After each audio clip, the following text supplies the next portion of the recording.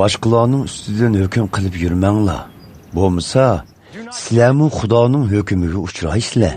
Chunki sizlar boshqalar ustidan qandoq o'lcham bilan hukm qilsanglar, Xudomu sizlarning ustinglardan shundoq o'lcham bilan hukm chiqiradi. Sizlar boshqalarga qandoq o'lcham bilan o'lchab bersanglar, Xudomu sizlarga shundoq o'lcham bilan o'lchab beradi.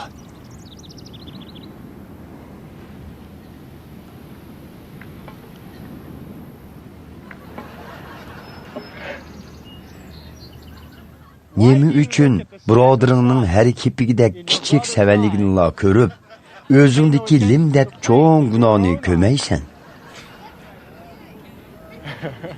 O'zingda shuncha cho'ng gunoh turuqliq birodaringga ko'zingdagi har kepigini elivitay deganing qandoq gap? Ey soqtibas, avval o'zingning ko'zidagi limni elivat.